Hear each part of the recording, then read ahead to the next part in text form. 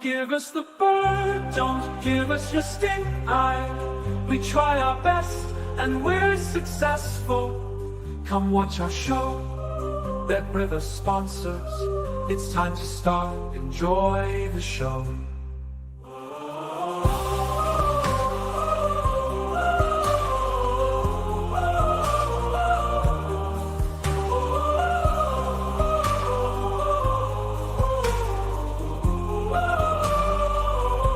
Come watch our show, Bet River sponsors. It's time to start, enjoy the show. Welcome along to Betting Weekly Live. The music just gets better, doesn't it, really? You're with Dan Roebuck alongside me, James Eastham. Over the course of the next half hour or so, we will be talking our way through tonight's UEFA Nations League action, highlighting all of the best bets. And we've got some picks on the South American World Cup qualifiers as well. Plus, we've got the latest betting news on the Tyson Paul fight. And I'm throwing it out to everyone in the comments here because it's, look, I'm not a massive boxing fan, James. I don't think you are either. But from a betting point of view, it's going to be very, very interesting. James, how are you? Welcome along. I don't want to go into Tyson Paul straight away because we're going to leave it to the end of the show. But it's a fascinating betting, just a betting heat, isn't it, really? Yeah, I'm very well, Dan. And we've all been talking just before we went on air about it, haven't we? And we're not big boxing fans, like you say. I think that sums up just how much interest there is in it, because it's very difficult to know how a fight between two guys who are 30 years difference in ages are going to go. And obviously, for people of our generation, I think I can say that, Dan, Mike Tyson is obviously a huge sporting and cultural figure, which obviously gives it interest as well, but we will come on to that. We've obviously got the football to run through first. Yeah, look, I don't know how many views you're going to get live, 100 or so usually, but look, if you're watching now, just get your thoughts to us on the Tyson Paul fight, who you think is going to win, and we'll rattle through them at the end of the show. We've got all the latest betting. I've got the market movements for you as well, and where the money's gone for the fight, which I think is fascinating in itself. I mean, Ian Lights Out, who's one of our commenters here, says, "Greetings, crew." Well, with a name like Lights Out, I presume you're a boxing fan, Ian. So I need your pick. I need everybody's pick on this. Nigel says, "Get on the draw at 11-1." Look, we'll get to all the picks and all the boxing a little later. But I'm going to run through everyone's thoughts, everyone's picks. I need them in the comments. So come on, ladies and gentlemen, get your picks in. Lots of winners over the course of the last 24 hours, some big bets that the boys at Bet Rivers have taken across plenty of sports in the States. $13,000 play on the Eagles on the money line, which was a winner. $13,000 play on the Tampa Bay Lightning on the money line, which was also a winner, but we had some losers as well. So Bet Rivers took a little bit of the cash in, a 13,000 play plus 4.5 on a handicap for the Commanders against the Eagles, which was a loser. Also Kansas State money line live at minus 1.44. Decimal odds was a loser as well. It's a 10 grand play. So about even split between the bettors and the bookies when it came to last night's action. It would appear. And just talking about our stateside coverage, you may well have seen Jimmy Ott appear on the show a couple of occasions. His record is fantastic. He went 6-1 on Tuesday. He's 12-4 for his 2 appearances so far. So if you want to make some money, follow Jimmy. We'll get him on the show over the course of the next few weeks. He's been in brilliant form. If you go back to his show earlier this week, there's still some futures plays to take a look at. So have a look at that. Nations League last night, James, we had 5 winning favourites from the 8 games, but overall a loss for favourite backers. I mean, France, it was a very strange game, obviously, against Israel, but they were, minus 1,000 or so, and they only drew. We saw Armenia lose to the Faroes when they were short as well. It can be difficult, Nations League betting. We know that, can't it? Yeah, it can. The France game obviously was unusual. There was an awful lot of security around that game against Israel. It was a hugely limited attendance at the Stade de France. I think the official figures have come in today as just over 16,000 in a stadium which normally has 70 to 80,000. So it would have almost felt like a game behind closed doors for France. The other thing that feeds into the games now, I think, is obviously qualification. Some teams are close to qualified, nearly qualified, not qualified. So whereas back in September and October, really, teams were either going to go flat out if they were taking it seriously or not. Now you start to get a few more tactics, both in terms of how serious is the game for Team A or Team B, And also maybe rotation across from the first set of fixtures that we're dealing with now to the next set of fixtures next week, because obviously clubs apply pressure in whatever way they can to make sure that maybe some of the better players don't play a full 90 minutes twice. So, yeah, for me, one of the big themes really of this week's games is qualification and where the teams sit in the table. Now, obviously, that's worked into the prices anyway to some degree, but I do think it's affected how teams have played to some degree in the games we've seen so far. I think that was the case a little bit with France, and might be with some of the games we've got today as well.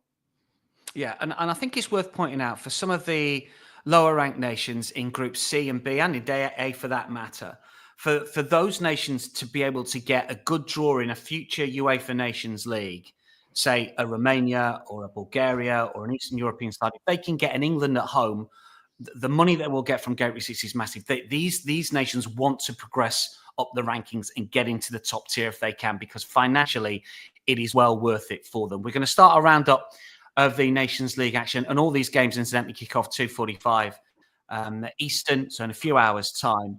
4 games to look at here. James has got a couple of picks over the course of the show and some leans as well. We're going to start with one of your leans, in fact, here, James, because this is Romania against Kosovo that we're going to talk about. Romania are even money to win this one. Kosovo plus 280. On the face of it, I just think Romania are a good bet to win this one. I mean, they are 4 wins from 4. They're scoring pretty freely. This is obviously a little bit below them in terms of talent. We saw them qualify for the Euros as well. Kosovo, I would suggest that they are talented, but did fall to the reverse fixture. What's your handle on Romania-Kosovo? Yeah, I was very tempted actually to do my lean on what you've said yourself there, Dan. Romania to win the game. They are a good bet in the sense that, as you say, the reverse fixture was a pretty convincing win. They won it 3-0, didn't they, back in September against Kosovo, and they've gone 4 wins from 4. So if you look at Kosovo's record, 3 wins and a defeat, how valuable is that, given that that one defeat did come in the reverse fixture here? Maybe not that valuable at all. So I think that price is fair. I think people who look at the league table might think Romania are too short. I don't think they are.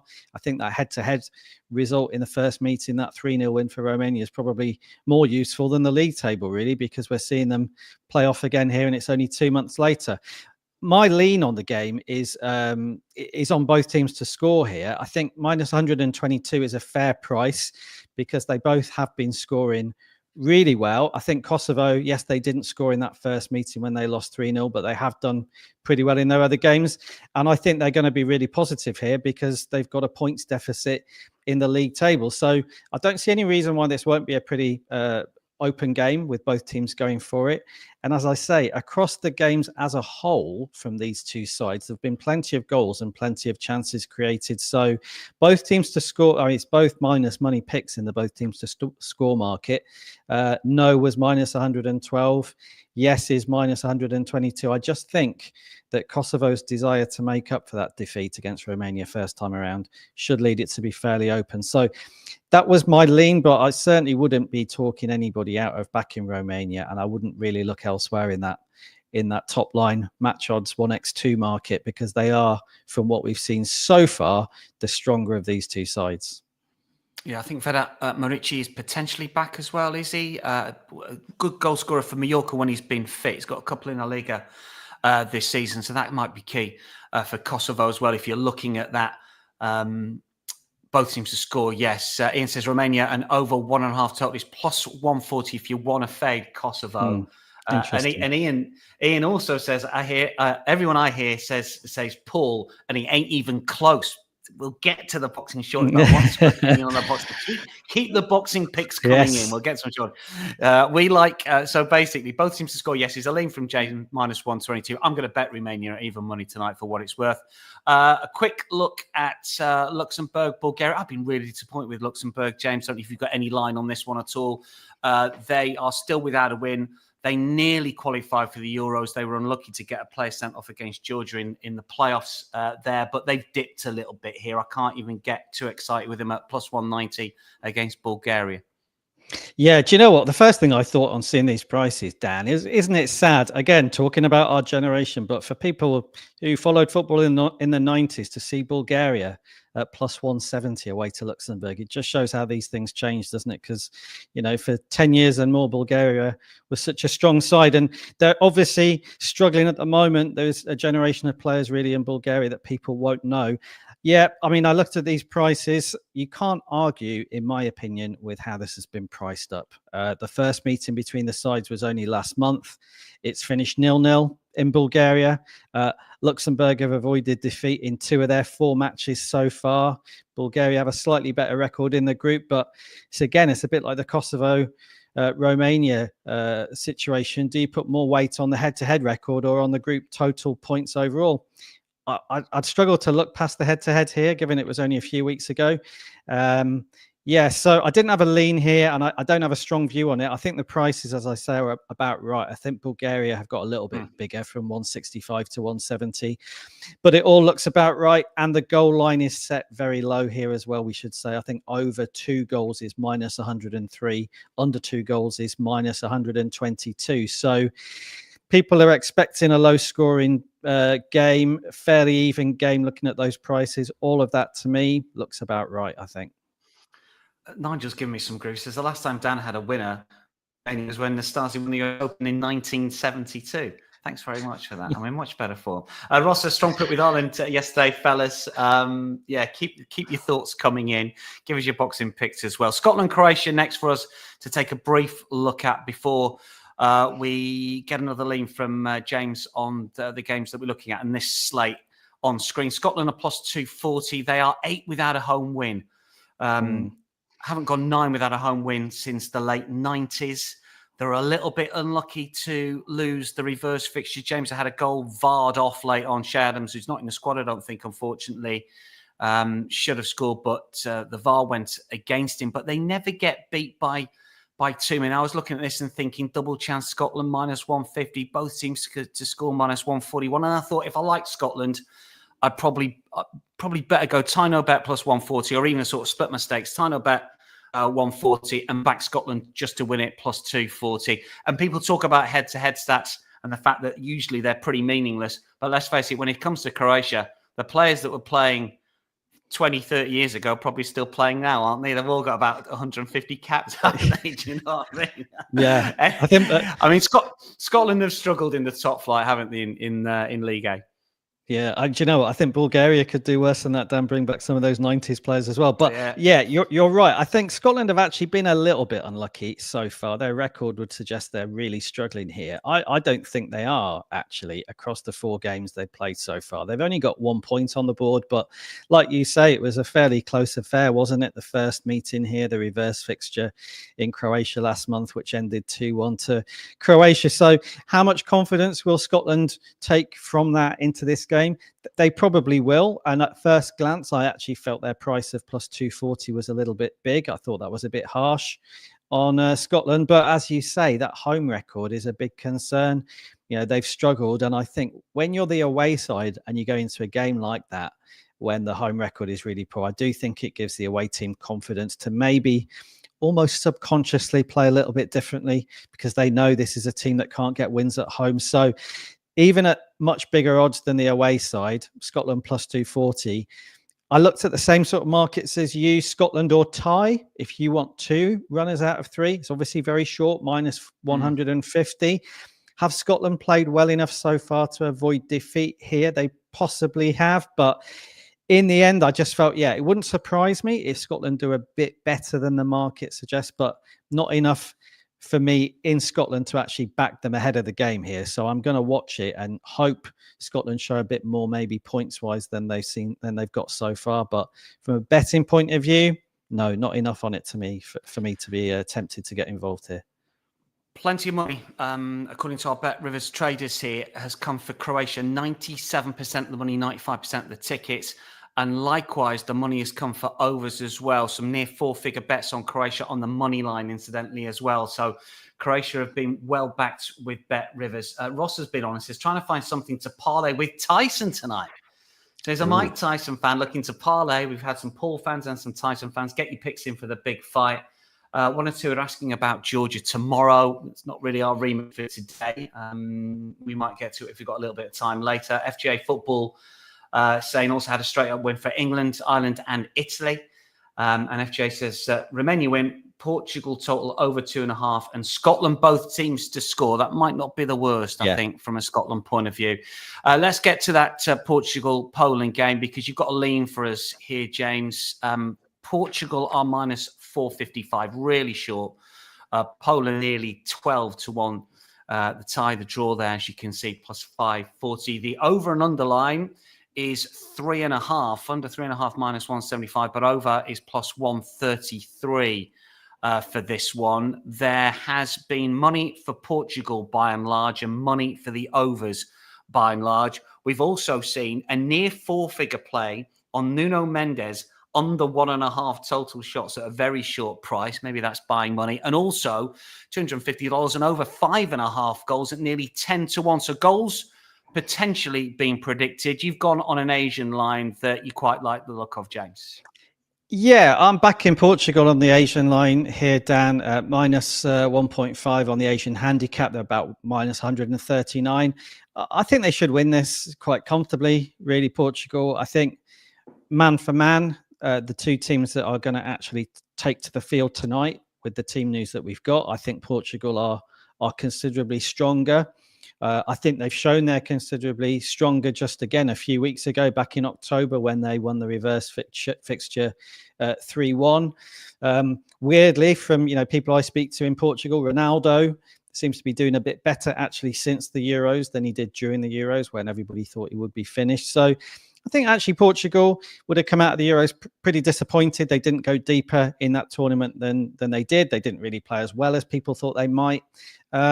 But there's reason, I think, for them to be pretty confident here. As I say, the team news seems to favour them here. They've got pretty good team news. And all over the pitch, really, they should be stronger. I think the only potential problem they'll face is if Poland pack the defence, do it effectively, and Portugal struggle to break it down. I can see that happening. So I do think for this pick to work, it would be useful for Portugal to get a first half lead and then draw Poland out a little bit. So I'd be looking for a first half goal here. But yeah, I think Portugal are notably stronger, as I say, than Poland at the moment. And I think minus 1.5 on the Asian handicap.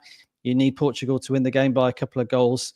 They should, for me, be able to do that. So you never know with Portugal at times. When you've watched them this year at the Euros, they didn't always play the way we thought. But from what I've seen since the Euros and in the head-to-head match, for me, they are the pick here. Obviously, on the money line, they're going to be too short, aren't they, for a lot of people? So I do think if you fancy them, it's a case of looking for a different way to back them. And I feel the Asian handicap is the best way of doing it. It's a good play, I think. Minus 1.5 on the Asian line. We're getting with Portugal. FJ Football says, Jake Ball to win on points, but I won't bet because I can't stand him. Hope Tyson knocks him for 6. Yeah. We'll get to the boxing shortly. Get your boxing picks in. If you're just joining us on the show, we need a little bit of wisdom of the crowds when it comes to the boxing. Is that way to go? I'm not quite sure it is. And I'll explain why when we get to the boxing a little later. More Nations League football. We have got some official picks from James as well. Got some good, strong leans, but we'll get some picks shortly. First of all, we're going to talk about Denmark, Spain. Now, when I asked the Bet Rivers traders to send me some details on that, I got a load of information on this, which is absolutely brilliant. And I thought, crikey, James must have opened an account with Bet Rivers here. We can't if you're logging on in the States, get yourself a Bet Rivers account, because let me tell you, the amount of different markets for all of the soccer is fantastic, including, and James will know why I'm saying this now, including shots on target markets, because somebody stateside has had $1,000 on Alex Grimaldo under one shot, under half a shot. Also under shots on target at all sorts of prices, all sorts of money as well. I mean, we're talking 3,000 or 4,000 here on under 0.5 shots, so basically not to have a shot. So he's obviously hoping for a very quiet game for Alex Grimaldo on this one. On the money line, on this Denmark-Spain game, most of the money's come for Spain, and most of the money's come for over as well. This is the top two in in this particular group. It's Group A, isn't it? I don't know what. Sorry, League A. I'm not quite sure what group it is. But look, Spain without one or two players. That's the key thing, I think, for a lot of bettors looking at this one, James, isn't because Yamal doesn't play, Gavi doesn't play, Rodri knows out anyway.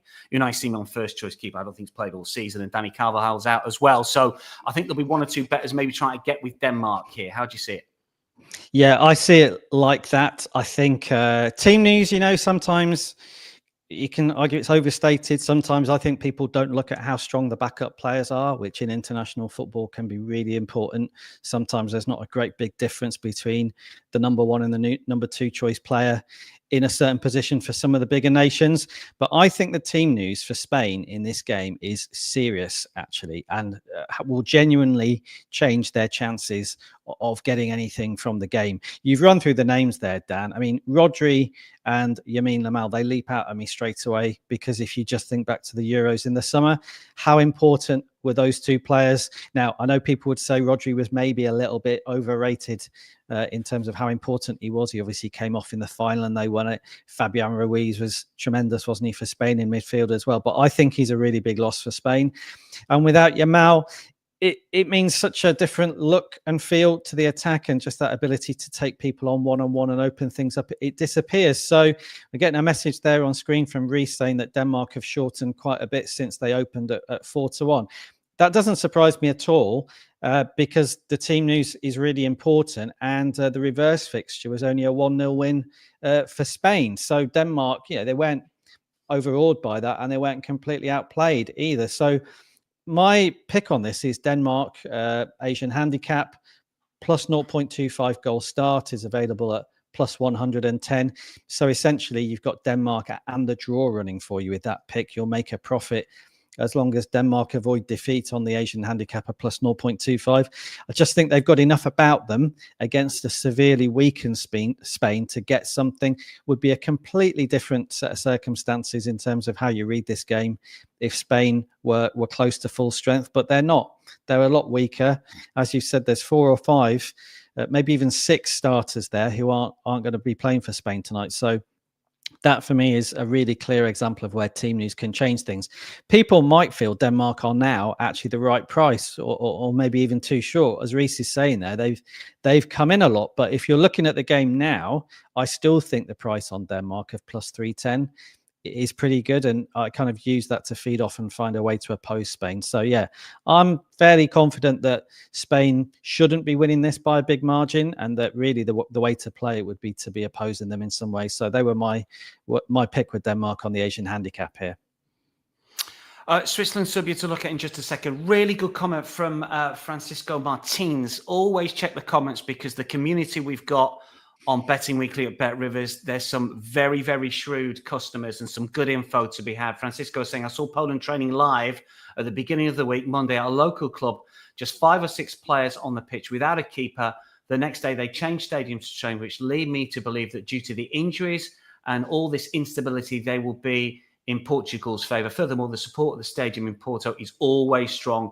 Portugal will start strong. Really good info from Francisco. Appreciate that. Let's get your take on Switzerland, Serbia. James here, Switzerland minus 125 here, Serbia plus 375. We've had money for Switzerland under 7.5 corners, $500 play. Also had some shots plays on Arden Jashuri under 1.5, and over 3.5 goals as well has been popular ahead of this one. Switzerland haven't had a great Nations League, but can they pick up 3 points here, James? Any thoughts on the Swiss against the Serbs?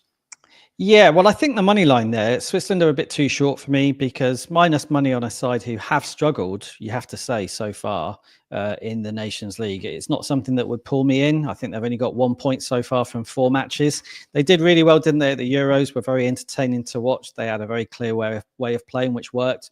So something has gone wrong with Switzerland since the Euros. And I wouldn't be backing them personally at minus 125.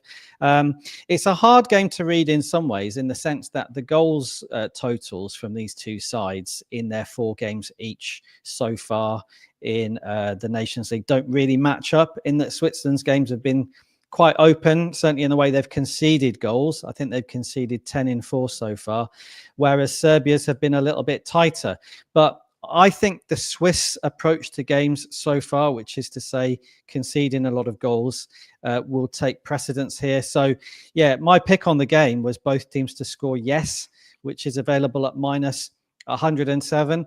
I just feel that having started so poorly, Switzerland have to be really, really positive here.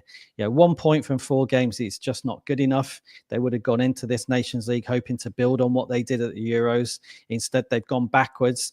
And this is a game against the team who are directly above them in their particular group, who are also, by their own standards, maybe not doing as well as they would have liked. So I don't think they've got anything to lose here, Switzerland. I expect them to go for it. And I think that should lead to a pretty open game. So I think both teams to score yes at minus 107 is well worth taking. We haven't seen anything from Switzerland to suggest they can keep a clean sheet. They've not defended well so far. So I'd expect Serbia to get chances. And at home, I would expect Switzerland to score. Team news-wise, from what I've read, Switzerland could have problems. Akanji out, Valverde out. Yeah. At the back, which again, I think if you're Switzerland and you've been conceding goals anyway, I think it would be a case of, listen, guys, we're going to have to attack here if we want to win the game. So, yeah, I think it'll be an open match. And that was really my reading of the betting markets too. I think minus money, okay, but minus 107 on both teams to score yes. When both teams to score no is minus 132. I'd rather be on yes there. So, yeah, that was my pick on the game, Dan. I don't have a strong view about which way it will go in terms of who will win it or will it end in a draw. But I think there's a real chance here that we see plenty of attacking play, and therefore it's a both teams to score yes type of match for me. Yeah, FGA talking about the Denmark game, so he's going to try to make them draw no bet and watch out for Damsgaard to score or assist on one of the prop bets there. If you're just joining us on the live show, we've still got 10 or so minutes remaining of the show. We're going to be talking boxing shortly, not necessarily giving you a play because it's one of those odd ones, isn't it? Tyson against Paul. Let us know your picks. Who are you betting? Why are you betting it? In the comments. I'll tell you where the money's gone. Some interesting money movements as well for it in a little while. Just to wrap up with the Nations League, we've got Northern Ireland, Belarus, James, San Marino, Gibraltar as well on the slate here. I tried to look for a Northern Ireland bet, and I'm thinking, win to nil was probably the best I could get at minus 103. Both teams to score no is very short. These two sides are real both teams to score no teams. I think it's the last 5 for Northern Ireland. For Belarus, it's something like 9 of the last 10. And for San Marino, Gibraltar, San Marino recording their first ever competitive win was a real headline maker for them. That was against Liechtenstein. Gibraltar won the reverse fixture there, plus 150 here. Anything that you want to talk about Northern Ireland, Belarus, San Marino, Gibraltar? Well, I think Belarus probably feel they're underrated a little bit. I think at plus 775, they've drawn the reverse fixture last month 0-0, and they've been hard to beat, haven't they, so far in the Nations League? So they don't win many matches, but I think plus 775 for Belarus. I looked at that and thought, well, maybe Belarus, on the Asian handicap with a plus 1 goal start might be the play. Can they, avoid defeat by anything other than 1 goal? Maybe minus 112 if you fancy that. But yeah, you're right. It's a sort of game where unders was always going to be short here, wasn't it? And that's probably the way the market would look at it. So it's quite hard to see a pick for me. As I say, I think Belarus would look at it and think, actually, we've been a bit more durable and difficult to actually to beat than maybe those prices suggest. But have they got enough to go there and win? No, not for me. So in the end, I looked, but I thought, it's probably one of those to leave alone, I think. Yeah, they're unbeaten in 4, Belarus. Do you want to say anything on the San Marino game? Yeah, I always leave those two alone, Dan. I just don't. I always leave them alone. So no would be the answer. Okay. Let's talk World Cup qualifiers in South America. I don't blame you. They're a nightmare. I mean, I'm sure some people follow them and maybe there's a betting angling. Someone can tell us. What's Gurney been on here? Strange bet. Oh, he's talking about the boxing. He says, strange betting on the boxing. Both Carl Froch and Froch, should I say, and Billy Joe Saunders say that 58-year-old Tyson has absolutely no chance. Yet he's only 7-4 against. This is the point. This is what we're talking about. Who knows what the right price is here? Yeah. Jay Paul could be the best bet of your life. We'll get to it shortly. We're going to take World Cup qualifiers, South America. James has got a play for us. It's not in the big game because the big game is Uruguay versus Colombia. Uruguay plus 130 here, Colombia plus 240, Thai plus 220. Now, anyone who follows South American football will know this is a repeat of the bad-tempered Copa semi-final where it kicked off on the pitch, it kicked off in the stands. I think there was 5 Uruguay players banned after it. Colombia won by 1-0. All of the players that were banned are now back. Uruguay have not been the same since. They've not won a game in 90. They've not scored in any of the World Cup qualifiers post the Copa. Luis Suarez, who's retired from the Uruguayan national side, has been criticising Bielsa.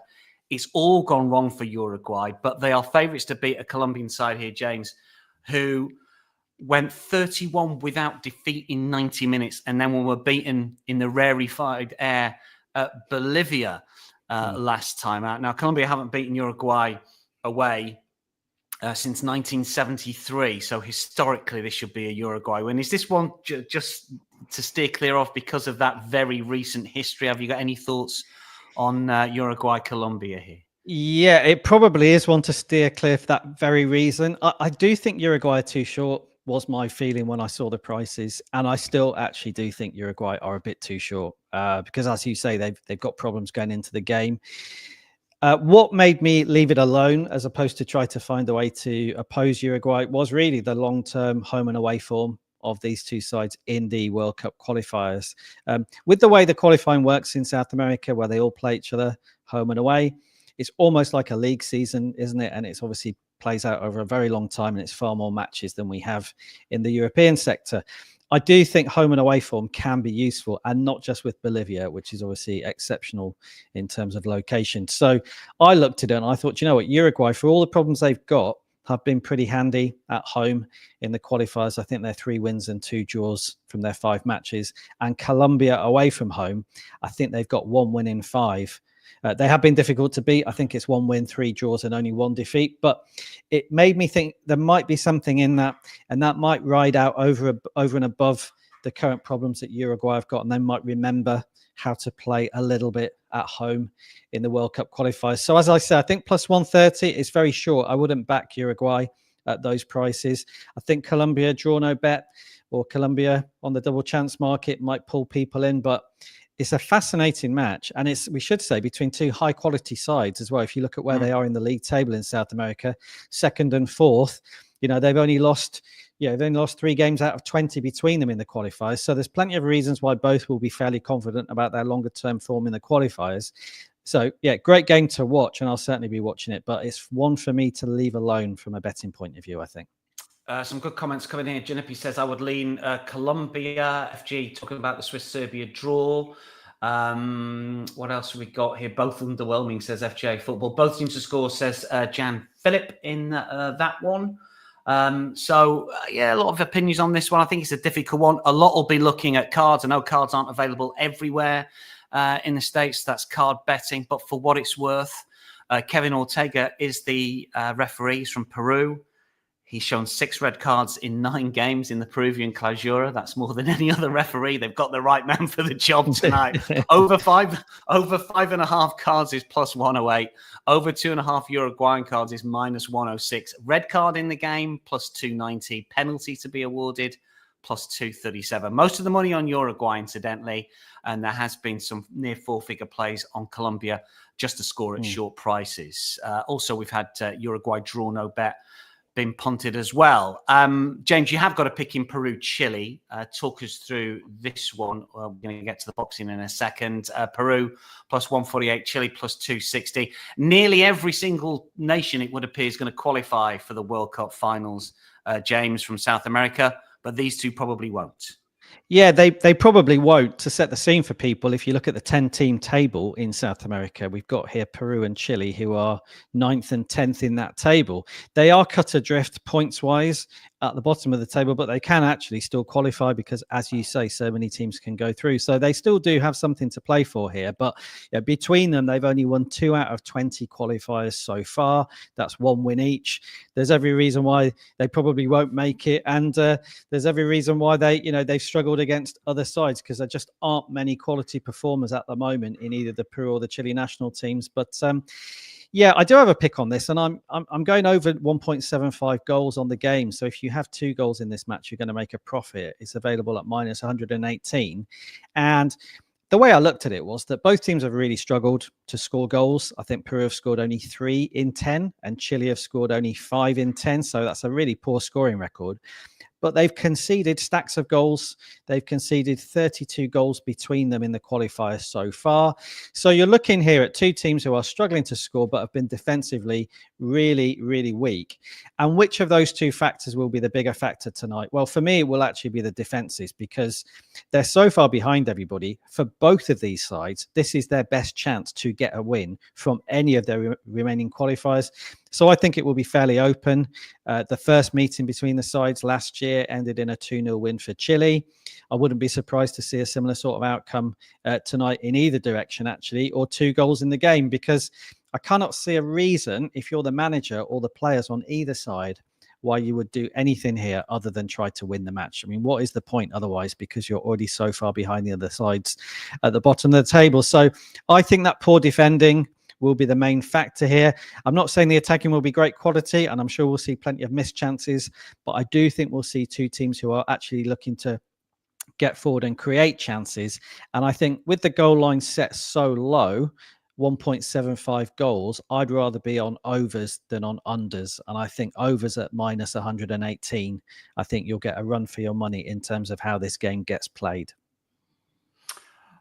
Chile will not lose, says Ian, when it comes to this one. And Jan says under 1.5 goals, expecting a tight encounter between the 2. That's an official pick from James. Peru versus Chile, over 1.75 goals on the Asian line at minus 118. So let's take a look at the boxing prices for you here. Look, I'm not going to give any particular selection, but I do find it fascinating. We have some really good comments in our section. Chris has been on. Chris Green says Paul gets knocked next week. Hope Tyson wins. It is fascinating, this one. Minus 210 Jake Paul, Mike Tyson plus 190. The tie is plus 900, 9-1. Rick says I've got no idea who will win the fight, but what I can tell you is that from a betting point of view, from a betting heat point of view, it'll be one of the biggest bet events over the course of the weekend. I was chatting to our friends at Bet Rivers, not available in every single state, so they're not going to take as much as they would. But it has been suggested to me that sort of around about mid-high 6 figures for the last 2 Jake Paul fights. So this is going to be bigger, you would have thought, in the build-up to this. I can tell you some of the UK firms, one of the big betting exchanges, has taken around about 2.5 million on this one. So you can test your opinion, whatever it is. One of these prices is wrong, James. I don't know which one it is. If you're sort of our age group, you're thinking Mike Tyson. If you're a YouTuber, or if you're under 25 or under 20, whatever the ages of YouTubers are these days, probably under 30, isn't it? Minus 210 Jake Paul could be a gift. And a lot of our commenters here, Gurney said, I can't remember who was talking about, one or two of the UK experts, but was it Gurney who basically said, look, Jake Paul should win this one. He's the younger man. I mean, it's a fascinating betting heat. What do you think of it all, James? Yeah, it really is. I mean, listen, I don't know enough about boxing to have a really strong or considered view on it. Is this boxing? Is this boxing? Well, that's a good question. I mean, I think the comments that one of our posters put up there from boxers on it are really illuminating. Actually, these guys know better than anybody what age does to you and how it takes its toll on you. And and I've seen a few people going down that route. They say it doesn't matter how good a boxer Mike Tyson was. We were talking, weren't we, with Troy off air before we started here about this. He's got all the skills in the world. He was obviously one of the greatest heavyweight boxers of all time, and in terms of technique and speed, that was the case. And that's more than 30 years ago, isn't it? So how relevant is it? Yeah, how relevant is it? How much can you regain of those skills you had from your training in the build-up for one fight when you are 58 years old? I don't know the answer to that. I don't know enough about boxing, but would it be a surprise if he won? I think those prices say it would be a surprise if he won, and I can understand it. I think, how much is boxing still, reliant on brute strength? To some degree, of course, it is. And a younger man who is in very, very good physical shape has obviously got a massive advantage just on that metric alone. So, it's very hard, I think, for people to price up. We obviously don't have any data on age gaps of this type? Do we going into a fight? I mean, I don't even know about the weight of these two guys. I didn't see what that was, but obviously I think they're fairly similar, even though Jake Paul looks massive. Yeah, there's all these other variants as well about what does weight mean at different ages. It's not the same in terms of muscle mass and all the rest of it. So very hard. I can see why Jake Paul, listen, that makes sense to me, really, that he's such a short price favorite. I mean, some people, I think, would say he should be shorter, but the real answer is we don't know. I mean, when I look at those prices there, I'm slightly interested in the fight going over 5.5 rounds because I would imagine they're both going to be quite nervous, actually, in the early stages. Maybe nervous is the wrong word, but they're not really going to know what to expect from the other guy either. They're kind of in the same boat as we are. So whether it will be cautious early on, I don't know, but I wouldn't be surprised if it was. I tend to think, Dan, as a lay person who doesn't know a great deal about boxing, that youth is probably the biggest factor here. And that's in the odds. But a lot of boxing aficionados, I think, will be hoping Tyson does well, won't they? It's just a case of this is the crazy thing. Gurney's been back on. It was Carl Froch and Billy Joe Saunders that basically said Jake Paul. I mean, one of those prices is going to be wrong. Minus 210 could be the biggest value play. I know it's massive minus money that you will see all year. Total rounds, as James was pointing out here, minus 118 over 5.5, under minus 110. I know there's a lot of skepticism about this fight as well. Do they want it for a rematch? People are paying for it on pay-per-view, so therefore surely they don't expect it to be over in the first round, to go the distance here. No, minus 195, yes, plus 145, and all sorts of method of victory betting available as well. So look, I tend to think that Jake Paul, even though it's short price, and I'm taking the experts in the comments here, I'm going to go with the wisdom of the crowds, the experts in the comments, and say that Jake Paul's going to win this one and maybe inside the distance as well. So Jake Paul by KO, TKO, or DQ, plus money at plus 130. That might be the one. Can Mike Tyson last 8 rounds? I know it's only 2 minutes, but can he last 8 rounds? I don't know. This is where the money's going, and this is really interesting, I think. 57% of the money on Jake Paul with Bet Rivers, but 68% of the tickets on Mike Tyson. What that basically means, all the small money, the $10, the $20, the $50, they're all going on Mike Tyson. Because for most of us who have a bet, we're a little bit older, we've seen Mike Tyson, and it's, we want Mike Tyson to win. We remember what he was like. But the bigger bets, maybe the shrewder plays, some of the plays that our commenters and watchers make when you start getting to 3, 4, 5 figures, that's coming for Jake Paul. Minus 210 could be a gift. Is it going to go the 8 rounds? I don't know. It's going to be an interesting one. We will find out, and I'm sure there's an awful lot of money to be made somewhere along the line for someone. Just a quick word before we go on the tennis. If you're betting on the tennis tonight, it's Rublev against Rudd. Rublev at minus 175. Casper Rudd plus 143. Casper Rudd at plus 143.